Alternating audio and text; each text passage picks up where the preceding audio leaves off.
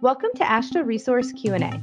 We're taking time to discuss construction materials testing and inspection with people in the know.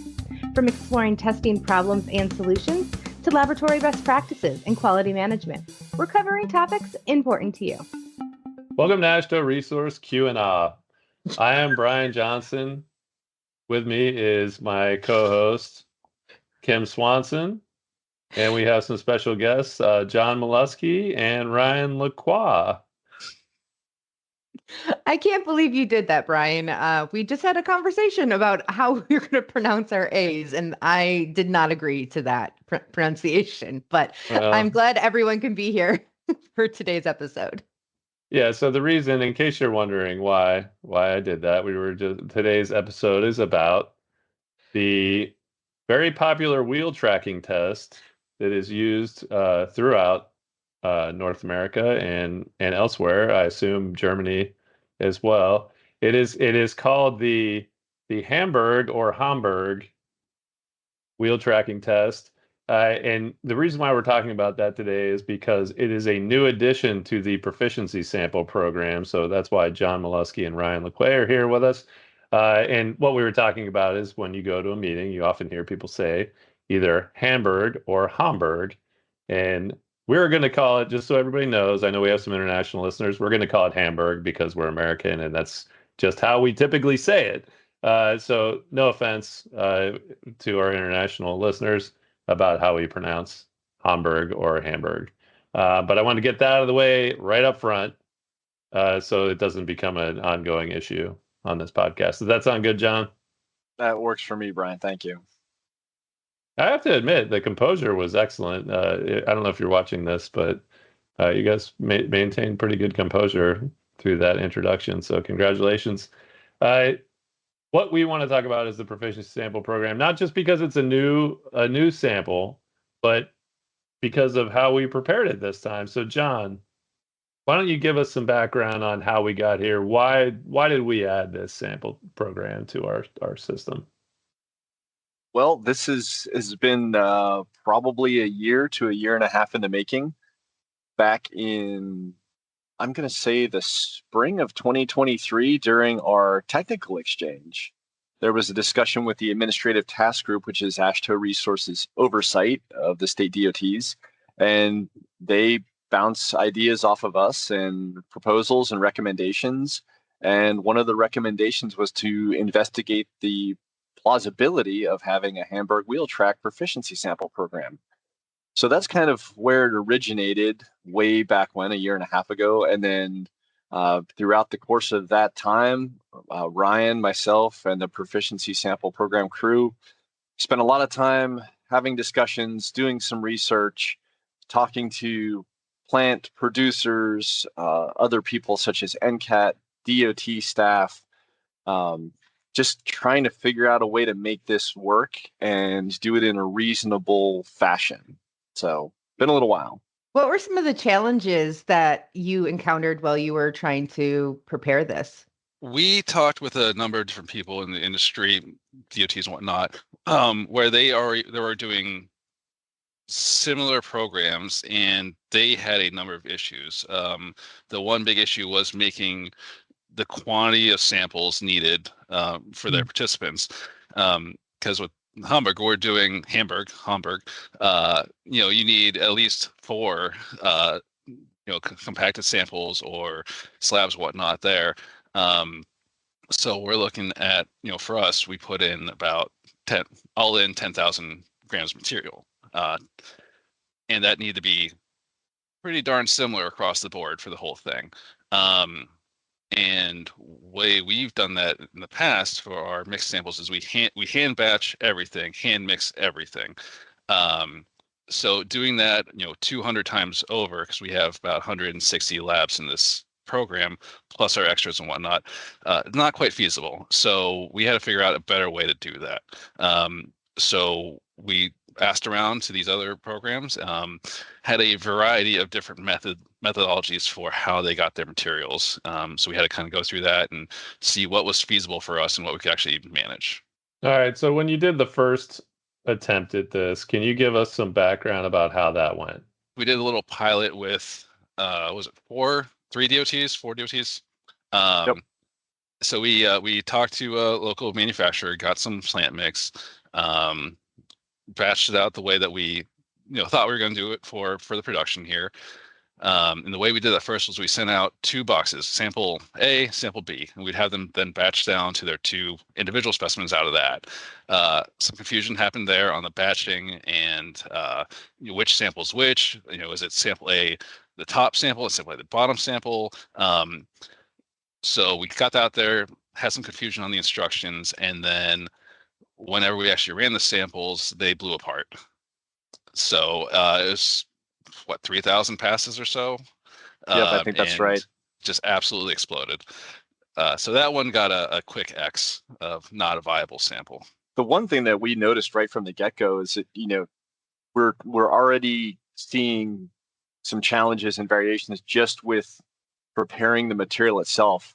Ryan and I compacted probably 20, 30 different pucks in our gyratory compactor in our facility to try to hit the correct specimen height of the 62 millimeters, but also get the right air voids. And, to the industry, people who are doing this, right, that's pretty common and seems like it'd be a pretty easy thing.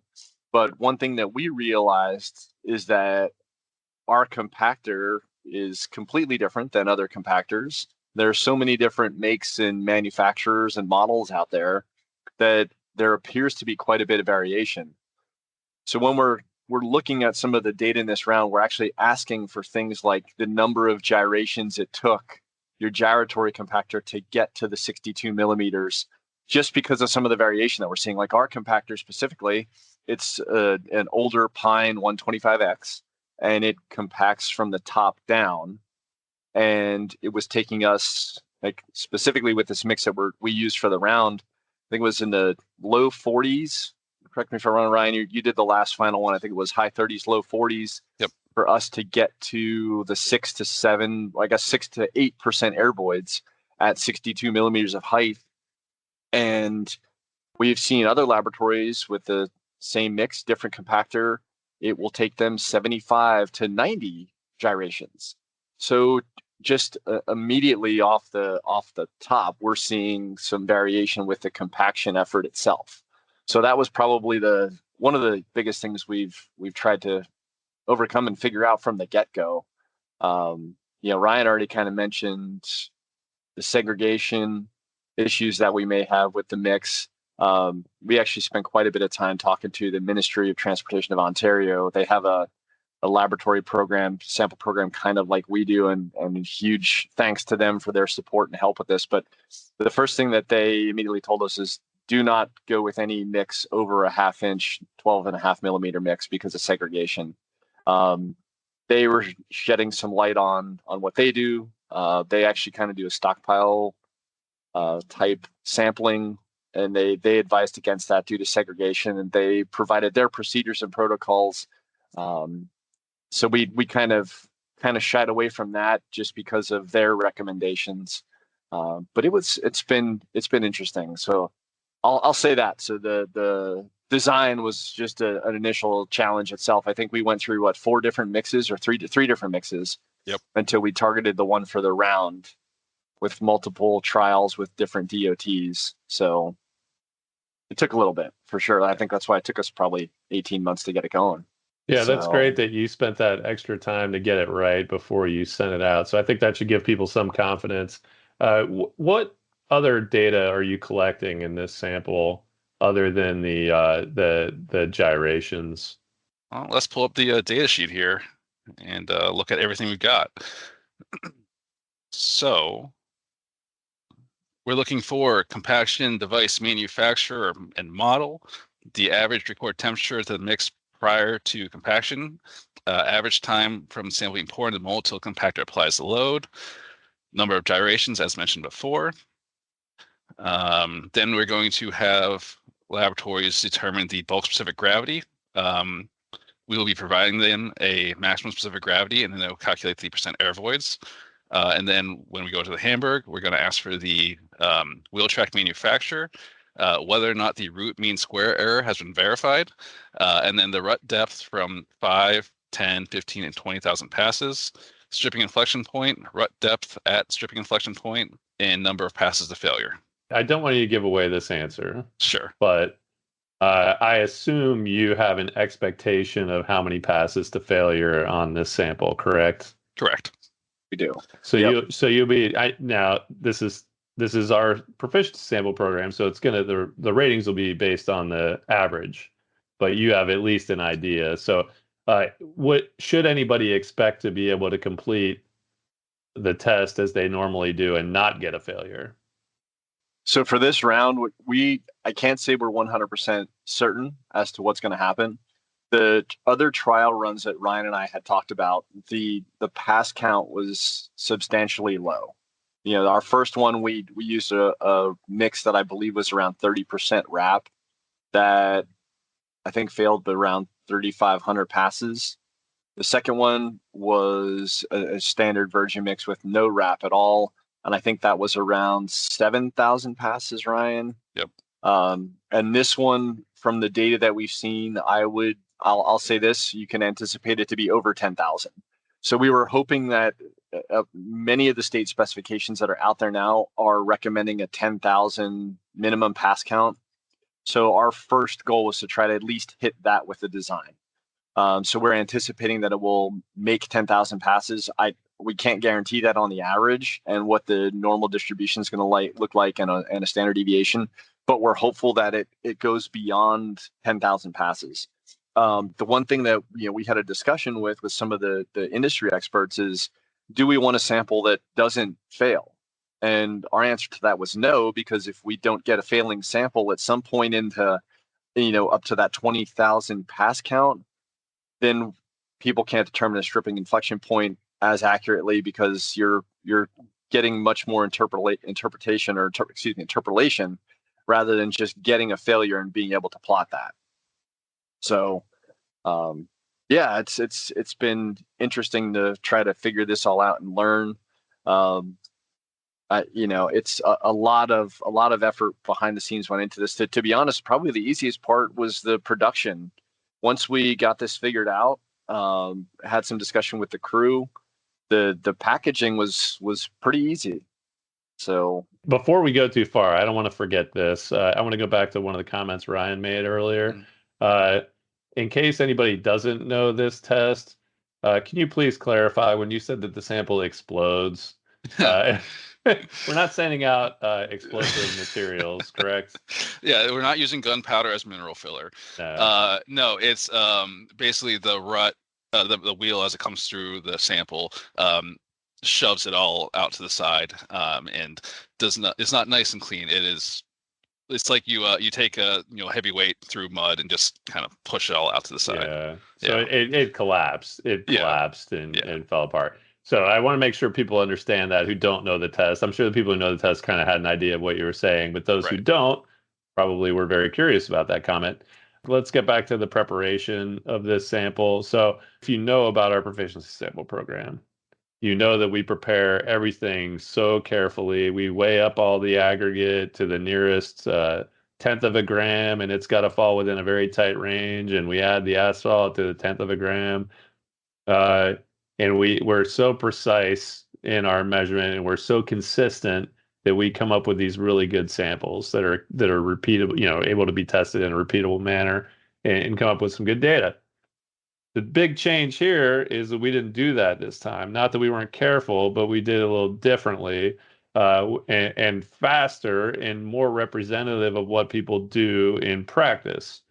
John, can you take us through your experience in developing this methodology this time? Yeah, the biggest thing was what we've kind of already touched on a little bit, discussing with the producers and suppliers and other industry experts. And the main issue is segregation. That was our biggest concern when we packaged this material. So we didn't want to stockpile sample, right? We didn't want to just have a mixed truck come here and dump a pile on the ground or dump a pile on a stainless steel sheet that we had like release agent on it. Because obviously when you dump in a pile, material rolls, and that roll is segregation. So after a lot of investigation and discussion, we decided and settled on the use of a hot box trailer, which is basically a truck that's just got a diesel burner in it, heats the sides and base, and is typically used for pothole patching. But that was a way for us to get enough material, keep it warm, able to be workable, and we felt like we would keep it consistent. And the other major recommendation was, I kind of already mentioned, particle size. We started out with a 3/8 inch or 9.5 millimeter mix. I think the asphalt content was just over 5% to try to keep a little bit more liquid or keep it a little bit more viscous. So we had that kind of flowing capability to not allow it to segregate. Just as if we were to package a fine aggregate or a sand, we would keep things in a moist condition to stop, fine separation and particle separation. So just something like completely different. It actually took us probably 4 months to find a hot box trailer itself. We could have bought a new one, but given that we were only going to need this for essentially one day, we didn't feel that it was justified in the purchase. So we contacted multiple suppliers. I was at a trade show or two talking to different people to try to get one, and we were fortunate to find a company that rents them, and they are only about 40 miles away from us. So we actually really lucked out. They had availability. We actually rented the trailer for a month to make sure that we had it, even though we knew we only needed it for a day or two. Plus, we wanted to account for things like the weather. We wanted to have the truck here on site, and in the event that we had a rainy day, we could hold off and not have to package and try to do our best to make sure that all things were accounted for. Even a ton of effort even went into the box size that we use for the quick release boxes. Ryan had mentioned before that we were going to take a larger sample and have the laboratories split. And then after the confusion that we so pumped into the whole program by having horrible splitting instructions, we made the decision and alternated our course to send out single samples for each portion of the wheel. So the front of the wheel, the back, so for those of you who don't know, the Hamburg specimens, there's 2 pucks in each side of the machine, a front and a back. So for the left side of the machine and then for the right side of the machine. So that's why Ryan had mentioned we had to send 4 samples. So rather than sending 2 boxes and have the laboratory split to get the 4, or 1 gigantic box and have the laboratory split, we went with 4 individual boxes. So we had to adjust and contact our supplier for the quick release boxes, and had probably 7 or 8 different sizes of boxes sent here and tested them to see how they would split and what would fit and all that good stuff that goes well beyond just putting rocks in a box. Mm-hmm. Actually, we got the boxes and we took some just random mix and also went and checked our different scoops to see what would work out. So we just heat a bunch of stuff in the lab, brought all the scoops together and try to figure out like, all right, this scoop can get us to about 50% capacity. So 2 scoops gets us 1, or this one gets about 2/3 of the way. So 1 full scoop and a little partial. So that was a solid morning that we spent just trying to figure out scoops and boxes and how we'd approach that. Did you identify the individual sample boxes to tell them where to put them so you actually did label them? Yep. Okay. Yeah. All right. That's what I thought you were saying, but I want to make sure. Yeah, with the sample labels will say, sample A front, sample A back, sample B front, sample B back. So the laboratories are hopefully putting them in the specific location for the machine, and that's following all the way through the compaction effort. Yeah, so the segregation issue, you mentioned the challenges that you would have with a pile. Obviously dumping from the truck to the hot box trailer is going to potentially have some segregation, and then sampling out of that, I would think, would also have a risk of some segregation of the particle sizes. How did it look when you were actually getting your samples out of the hot box? Because visually you'd be able to see if you were experiencing some segregation. What did you think? Yeah, no red flags during the production process. Everything looked pretty well, homogeneous. There wasn't like big clumps of 3/8 material or big clumps of fine material. Everything seemed pretty well blended. We are actively right now, so I was late to this recording, testing that to verify that it was all properly blended and homogeneous. Oh, so what are you doing to test that, Ryan? So we are doing a asphalt extraction, so we're burn and gradation. So we're probably be done early next week, and we'll have our final data on how well this turned out. And what does success look like in that result? What do you Sure. what are you hoping to see? So we're going to look to have basically the distribution of materials, distribution of asphalt content to be pretty darn close. So we are like, for our in-house blended samples, we have some tolerance because human error and whatnot. So we're basically looking to make sure that we're still within that spread of tolerance, also looking against the standard for repeatability on that. Just seeing that everything is generally the same across the board. So they're not going to be perfect, but we're trying to be as close as we can. Yeah, one thing I do want to go back to and kind of add a little bit of clarification is, Brian, you had talked about using a truck to dump the truck into the trailer.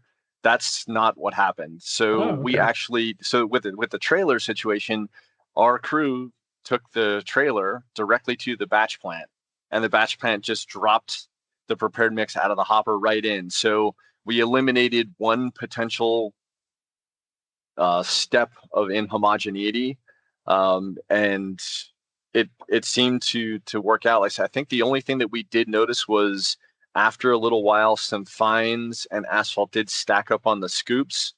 But after so many, maybe Ryan, every 35, 40 minutes, we actually swapped scoops out to keep our scoops clean. Mm-hmm. And then the ones that were dirty and had fines built up around the lip, we cleaned those off, to try to do our best to stop any kind of segregation. So, we, like I said, we put a ton of thought into it to try our best, and we're going to see what happens with it. Now, there are other wheel tracking tests out there other than the Hamburg.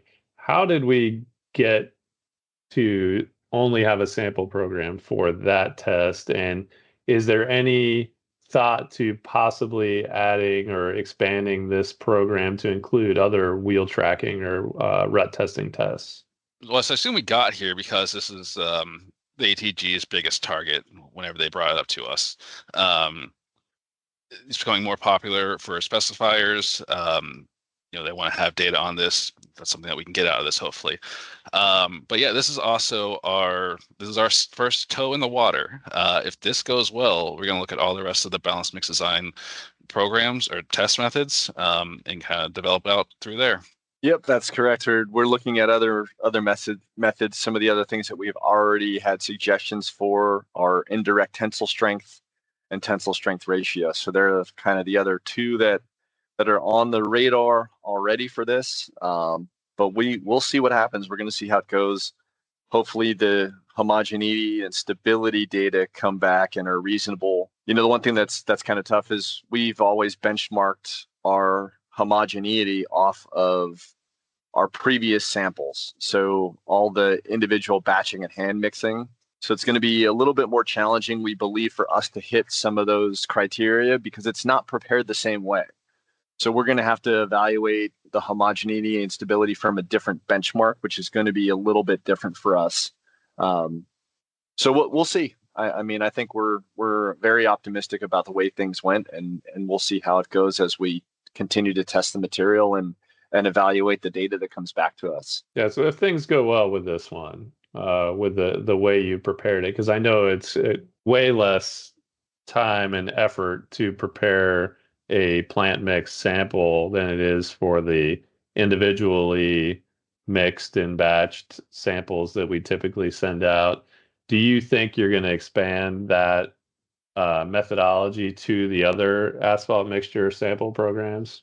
If we do see success with this and the materials appear to be stable and homogeneous, and the data that Ryan and our other laboratory technician generate, if it looks good, we will anticipate moving this type of production into our solvent extraction sample. It will help alleviate some time constraints that we experience.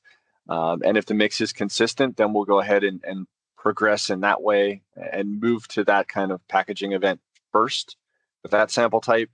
And And if it continues to show promise of good, consistent data, we would consider making a change to our gyratory program. And instead of having laboratories do the batching and mixing and all that kind of stuff by themselves, we would consider essentially like a QC type program where laboratories would get boxes of mix and simply compact specimens, and then do the typical volumetric testing on it. And then kind of a branch off is the way that we set up our current gyratory program with sending virgin material to laboratories to test.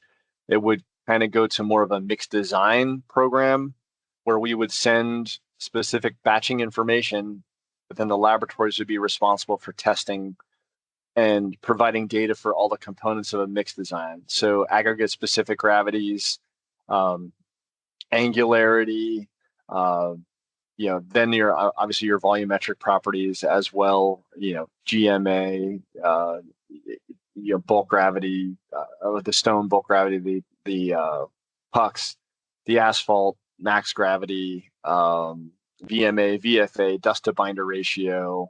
So it would be more of an encompassing program for a facility who's specifically doing mix design itself, rather than just QC checking the mix to make sure that you're hitting your volumetric properties. So there's a lot of opportunity to make some changes to the program and try to streamline the process a little bit for us and the facilities and the labs. And we're just going to see how it goes. We got to, as Ryan said, we got to dip our toe in the water first, and this is it. Kim, do you have any questions for them? I do. I mean, that seems like a lot of potentially exciting things happening if this, based on the success of this round. We also have some other new samples in the proficiency sample world that we're doing. So I don't want to spend too much time on it, but can you go over just what's new coming up currently or coming up in 2025 that are new samples? Well, we'll say everything within the next 6 months. That'll cover it all. Yeah. Sure. So end of this year, we are doing a winter maintenance product sample. This was brought to us through Clear Roads and the DOTs. Basically, this said, we have our qualified product list, but we want to make sure that the testing laboratories are competent in what they're doing. So we're trying to do that with a liquid component and a solid component. Enrollment is open now, still open. We have it open till middle of November, trying to get as many people as we can into that one. We need more. So if you're listening and you have a chem lab who does this, send them our way, please. Thank you. And then in the beginning of next year, we are splitting out the soil and chemistry and corrosivity tests out of the soil sample. So this is basically something that was already in the soil classification compaction sample, but we weren't able to modify the soil to have good results out of it. So we're pulling that off to the side, keeping the classification compaction sample as it is, and making this one actually a viable testing sample. When we get to those points, I think we'll have to have other podcast recordings to get into the weeds like we did today on the Hamburg, so that people can learn more about them precisely. But back to one thing I do want to address on those, though, the winter maintenance one. So far, just so people have an idea, what are our numbers looking like now? We have 6 participants. 6 participants is a very sad number, because we need more data. So the value of the program hinges on the number of participants, right? Yeah. So our statistical analysis will start to fall apart once we become under 17 participants. So that's our minimum benchmark we're looking for. So we've got a ways to go here. And a little bit. If you are far enough from the equator enough to care about this type of activity, winter maintenance, no matter where you are on the planet, consider signing up for this program, because I'm sure that people all over the world are interested in this and could probably benefit from the results of this program. So it doesn't have to be just DOTs or their subcontractors that participate in this. The program actually has a lot of additional potential, not just for I'm going to say physical properties of the brine solution and rock salt. Right, one of the big things we're obviously looking at is particle size and distribution of the rock salt and how the gradation is met, so would come out of the back of a truck appropriately. But one of the other components that I think Ryan and I didn't even realize that was involved was the chemical component of the brine solutions. Many of the standards that we haven't included in the program yet because of I don't want to say a ton of interest, but maybe the interest isn't, or the idea is not out there yet. But for wastewater, right? So when all of this brine solution gets put on roads as a treatment, that eventually gets washed into the environment. So a lot of the testing is for things like lead, arsenic, other heavy metals that are out there. So it's kind of also a little bit more of an environmental side as well than just simply construction materials as we're used to. So this is also another little toe dabble in the water of a different type of material than we've done in the past. But basically because of interest from DOTs and members. So we'll see how it goes. But yeah, if you agree with what Brian said, if you have the opportunity to sign up, please do so. So we can get some good data out there. I don't have any other questions for you on this topic, Kim. No, I think everyone covered everything that I had questions for. So, I mean, I'm and happy. Then some. Yeah. I mean, I'm not gonna lie. Some of this was way over my head. So that is why I stayed quiet most of the episode. But I want to thank you both for taking time today to talk about this and share about the new Hamburg Wheel Track sample. And then I do look forward to hearing about some of the other new samples as we get closer to those. Yeah, thanks, Kim. I think one thing we should definitely consider as a follow-up to this, once we do have the data back and we can analyze it a little bit more and just kind of give a little bit more of a broad perspective on what we saw out of the results rather than just, Z-scores and ratings. Thanks again for being on the podcast. And if you are only listening to it, I want to let you know that we are now also showing this on our YouTube channel. So there is a visual aspect to it. So, and you'll notice that today is it's Aloha Friday here at the Johnson household. So I've got my Aloha shirt on, and you three are clearly celebrating AASHTO Resource Friday because you have your AASHTO Resource branded polos on. And I would also say that this is highly unusual to see all three of you wearing one of those shirts. So it's not like you normally show up in an AASHTO Resource polo. So that's pretty funny. We hope you enjoyed the episode today and tune in for the next one. Thanks for listening to AASHTO Resource Q&A. If you'd like to be a guest or just submit a question, send us an email at podcast@ashtoresource.org or call Brian at 240-436-4820. For other news and related content, check out AASHTO Resource's social media accounts or go to ashtoresource.org.